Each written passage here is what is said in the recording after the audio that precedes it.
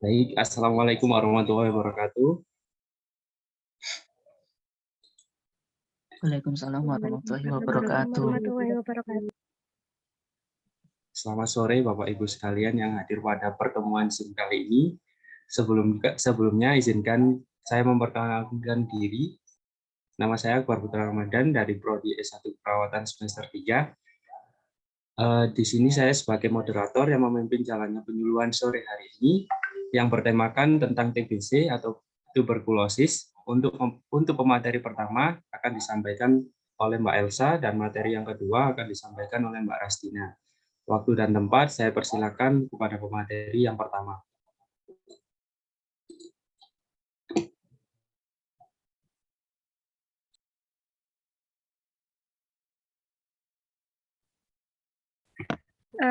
Baik, terima kasih kepada Mas Akbar selaku moderator.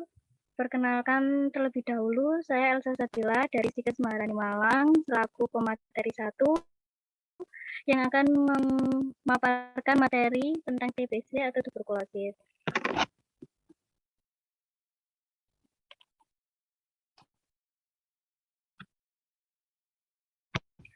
Nah, apakah Mbak-mbak dan Ibu-ibu di sini sudah mengetahui tentang apa sih TBC itu? Belum, Mbak.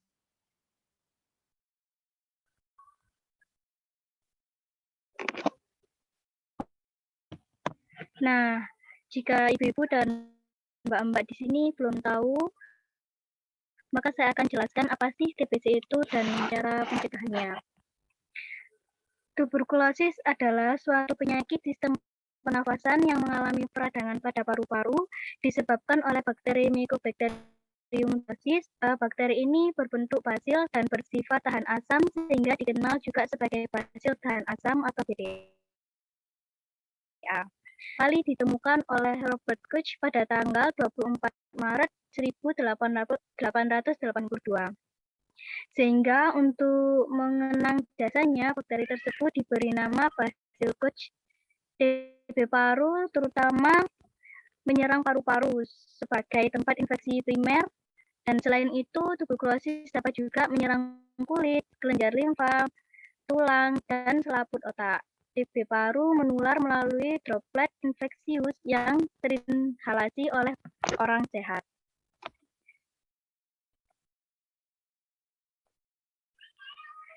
Nah, selanjutnya etiologi atau penyebab TBC. Mohon maaf. PPT-nya nggak muncul.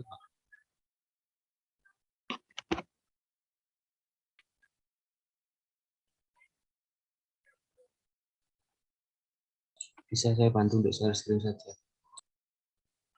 Oke.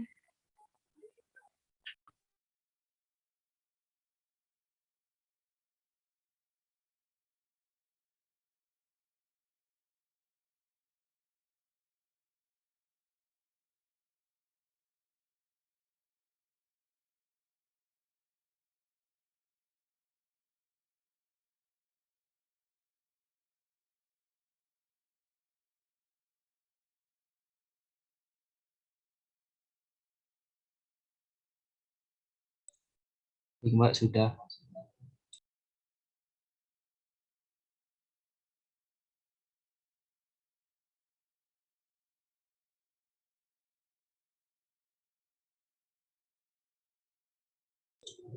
Suaranya Mbak.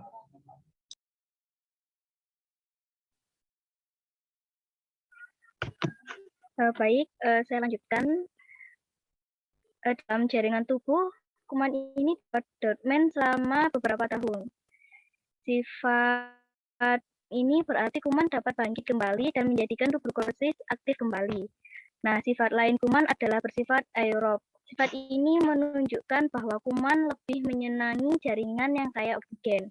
Dalam hal ini, tekanan bagian apikal paru-paru lebih tinggi daripada jaringan lainnya, sehingga bagian tersebut merupakan tempat predileksi penyakit tuberkulosis. Kuman dapat disebarkan dari penderita TB paru BTA positif kepada orang yang berada di sekitar, terutama yang kontak erat.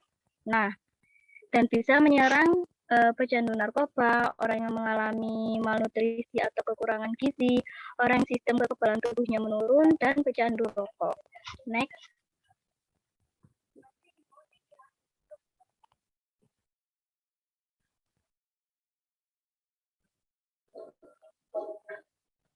Nah, gejala TB. Penderita TB paru akan mengalami berbagai gangguan kesehatan seperti demam, sesak nafas, batuk berdahak kronis, nyeri dada, berkeringatan seperti malam hari, nafsu makan menurun. Semuanya itu dapat menurunkan produktivitas penderita bahkan kematian. Pasien TB paru juga sering dijumpai konjungtiva mata atau kulit yang cukup karena anemia, badan kurus, atau berat badan menurun. Next.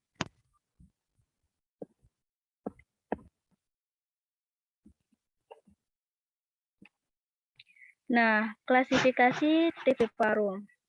Ada dua, yaitu TB paru BTA atau basil tahan asam positif adalah yang pertama sekurang-kurangnya 2 dari 3 spesimen dahak menunjukkan hasil BTA positif.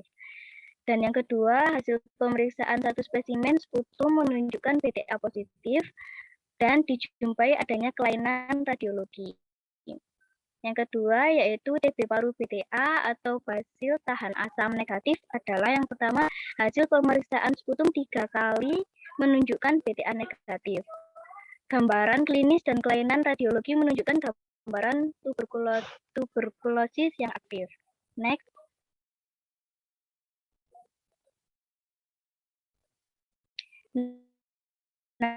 Nah, selanjutnya akan dijelaskan oleh pemateri 2 kita, yaitu Mbak Rastina. Kepada Mbak Rastina, saya persilahkan. Baik, terima kasih untuk waktunya. Baik, di sini saya akan menjelaskan komplikasi tuberkulosis paru atau TBC.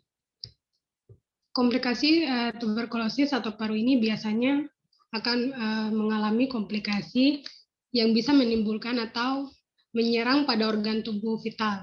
Di antaranya yang pertama tulang, yang kedua pada usus, yang ketiga otak, dan yang keempat ginjal.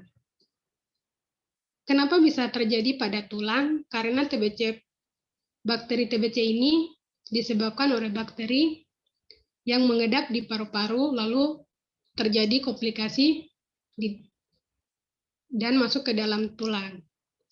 Dan juga bakteri TBC ini masuk melalui aliran darah yang di paru-paru, dari paru-paru. Untuk waktu yang dibutuhkan bakteri ini menyerang tulang itu biasanya bervariasi. Ada yang singkat, ada juga yang lama. Bahkan bisa bertahun-tahun. Bakteri ini menyerang tulang atau tubuh karena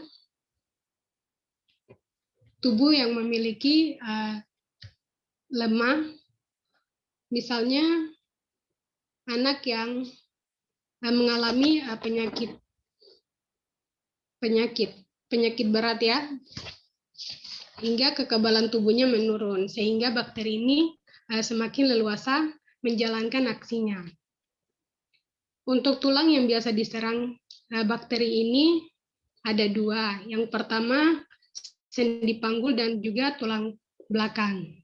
Untuk tulang belakang ini biasanya dilihat dari tulang punggung yang tidak tepat atau miring ke kiri atau ke kanan, dan juga bisa juga ke depan. Sedangkan pada sendi panggul ini akan menyebabkan orang akan mengalami cedera atau tidak bisa berjalan dengan normal. Sedangkan untuk tulang sendi panggul ini pada ibu yang hamil akan menyebabkan ibu tersebut tidak bisa melahirkan secara normal. Bahkan bisa menyebabkan tidak bisa melahirkan secara normal. Untuk gejalanya, kalau misalnya gejala ini masih ringan, maka bisa diberikan obat-obatan atau bisa dilakukan tindakan operasi. Tetapi lain halnya jika gejala ini berat, maka tindakan operasi pun tidak bisa membantu. Maka orang tersebut akan mengalami cacat seumur hidup. Yang kedua, pada usus. Kenapa bisa bakteri ini terjadi pada usus? Karena orang sering mengkonsumsi makanan atau minuman yang tercemar oleh bakteri. Hingga bakteri ini bisa menyebabkan penyumbatan maupun penyempitan, bahkan merusak membusuknya usus. Misalnya anak yang sering muntah. Akibat penyempitan usus ini sehingga menyumbat saluran cerna. Untuk mendiagnosa penyakit ini tidaklah mudah, karena gejalanya hampir sama dengan penyakit yang lainnya. Sedangkan pada otak, penyakit bakteri ini bisa menyerang juga pada otak. Gejalanya hampir sama dengan orang yang terkena radang serabut otak, seperti panas tinggi, gangguan kesadaran, kejang-kejang, dan juga penyempitan sel-sel pada otak. Kalau sampai sel bakteri ini menyerang pada sel otak, maka orang tersebut akan menjalankan perawatan yang sangat lamanya yang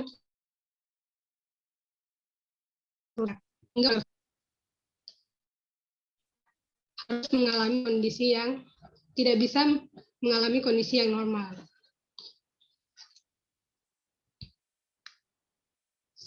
Dan yang terakhir pada ginjal. Gejala pada ginjal. Bakteri TBC ini pun bisa merusak fungsi ginjal. Akibatnya proses pembuangan racun tubuh akan terganggu. Seperti gejala atau tandanya seperti mual muntah, nafsu makan menurun, sakit kepala, dan juga lemah. Gejala ini terdiri dari dua, yaitu gejala akut dan juga gejala kronik. Untuk gejala akut ini bisa disembuhkan dengan perawatan atau pengobatan yang tepat. Sedangkan gagal ginjal kronik ini sudah tidak bisa disembuhkan, sehingga beberapa di antaranya harus mengalami congkak ginjal.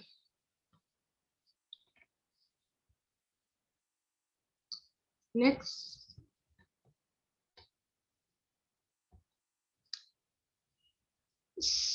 Selanjutnya, pencegahan penyakit TBC. Yang perlu dilakukan untuk mencegah penyakit TBC ini ada 4 ya. Yang pertama, menutup mulut pada waktu batuk dan bersin.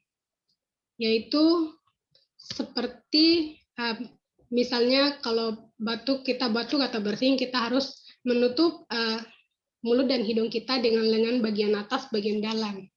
Bisa juga menggunakan tisu agar penyakit bakteri ini tidak menular ke orang lain atau tidak menempel di tangan.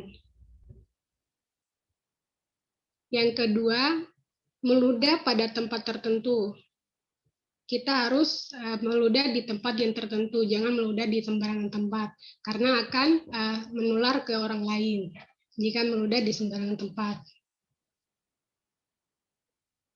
Yang ketiga, makanan harus tinggi protein dan tinggi karbohidrat. Untuk mencegah penyakit ini, kita harus makan makanan yang tinggi protein dan tinggi karbohidrat, seperti susu, telur, keju, kacang-kacangan, daging, dan sebagainya, untuk mencegah penyakit TBC ini. Yang keempat, yaitu menghindari udara dingin. Jika kita berada di udara dingin atau berada di tempat yang dingin, kita harus menggunakan pakaian yang tebal, atau bisa juga dengan topi untuk melindungi diri kita dari udara dingin tersebut, untuk mencegah penyakit TBC ini masuk ke dalam tubuh kita. Next.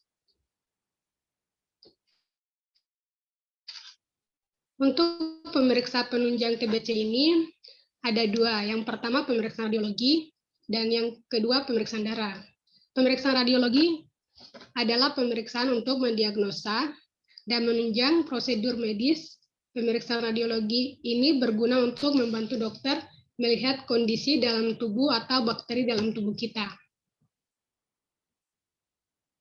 Sedangkan pemeriksa darah lengkap adalah tes darah yang dilakukan untuk mengetahui jumlah sel darah merah, sel darah putih, dan trombosit atau bakteri TBC dalam tubuh kita.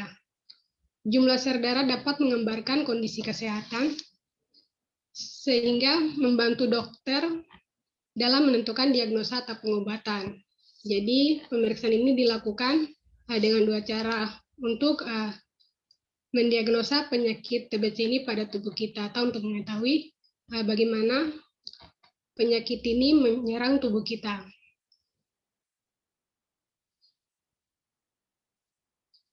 Untuk cara pengobatannya, pengobatan pada tuberkulosis paru atau TBC ini, pengobatannya ada dua. Yang pertama fase inisial atau fase intensif yang berlangsung selama 2 bulan.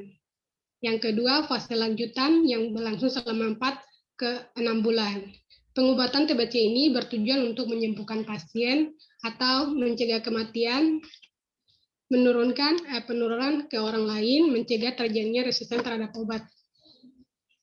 Pada fase inisial atau fase intensif, fase ini membunuh kuman dengan cepat dalam waktu 2 minggu, sehingga pasien yang tadi terinfeksi menjadi tidak negatif atau tidak terinfeksi oleh bakteri tadi.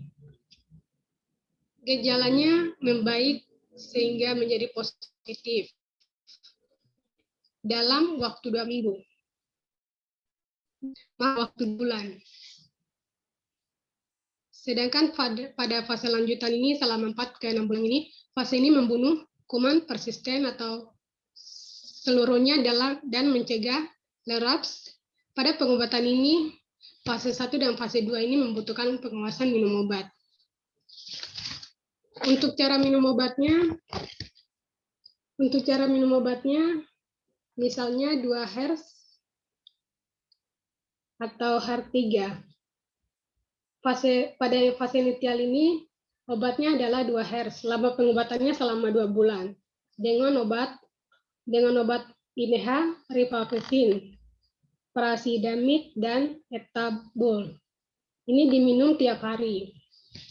Sedangkan pada fase lanjut, yaitu misalnya 4Hr3, adalah untuk lama pengobatannya selama 4 bulan ke 6 bulan dengan obat INH dan rifampicin.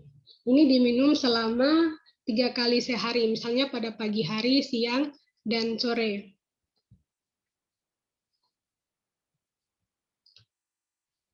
Baik, itu adalah presentasi dari saya. Sekian, saya kembalikan ke moderator selaku pembawa acara. Baik, terima kasih untuk pemateri pertama dan pemateri yang kedua. Untuk selanjutnya saya buka untuk sesi tanya jawab. Untuk pertanyaan saya batasi 3 pertanyaan saja. Monggo untuk Bapak atau Ibu yang masih belum paham sama materinya, silakan untuk bertanya.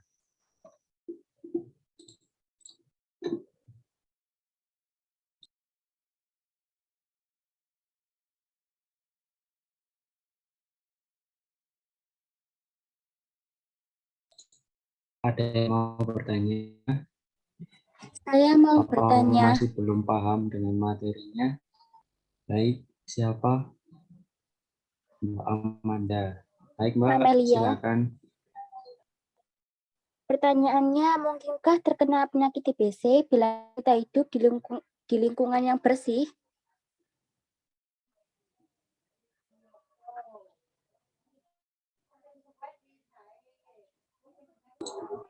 Bagaimana, Mbak?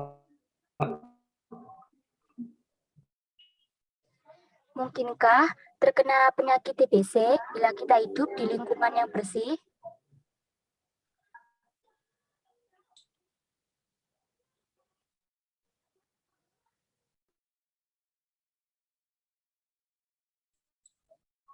Untuk kelompok apa sudah jelas?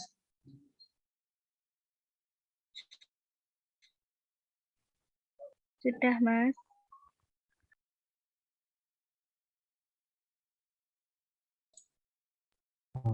Kurang 2 pertanyaan lagi.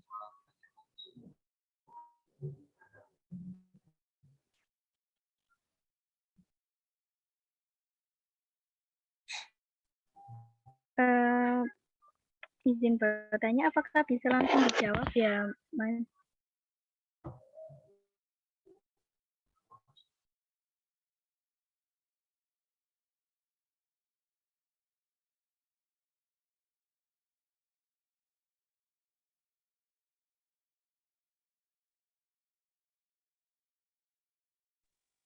Gimana, Mbak? Apakah bisa langsung dijawab? Bisa, Mbak.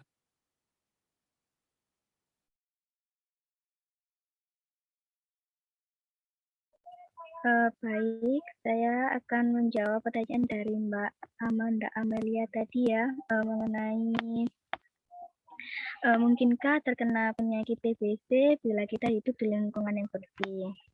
Nah, kemungkinan kita tertular akan tetap ada, karena kita hidup tidak hanya di lingkungan sekitar rumah kita saja. Bisa saja suatu saat kita berada di sekolah, di bioskop, di kantor, di mall, atau di mana saja, yang belum tentu terbebas dari kuman TBC. Hidup di lingkungan yang bersih memang akan memperkecil risiko terjangkitnya penyakit TBC itu. Apakah Mbak Amanda Amel sudah paham? Baik, sudah paham. Terima kasih. Ada pertanyaan Iya, lagi, Mbak, Mbak. Sama-sama. dari Mas Handoko. Bagaimana sikap kita apabila ada anggota keluarga yang terkena TBC?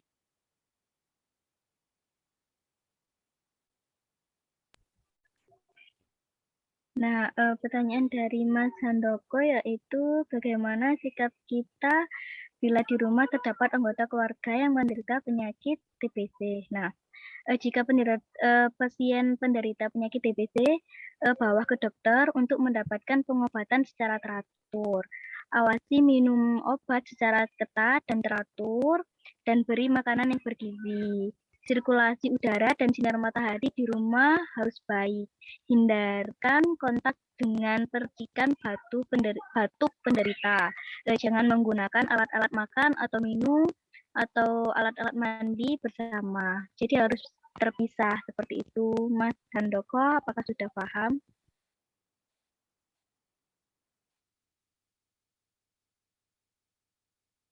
Sudah paham, Mas Handoko?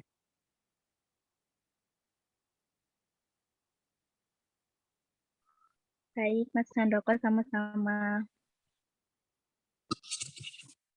Ada yang masih ditanyakan lagi dari materi TBC atau tuberkulosis ini? Kalau tidak ada, saya tutup untuk penyuluhan sore ini. Saya ucapkan terima kasih atas waktu dan kesempatannya yang sudah hadir pada penyuluhan kali ini. Mohon maaf kalau ada salah kata dari kita tim penyuluhan dari Stikes Unhar. Terima kasih. Assalamualaikum warahmatullahi wabarakatuh. Waalaikumsalam warahmatullahi wabarakatuh. Waalaikumsalam warahmatullahi wabarakatuh. Warahmatullahi wabarakatuh.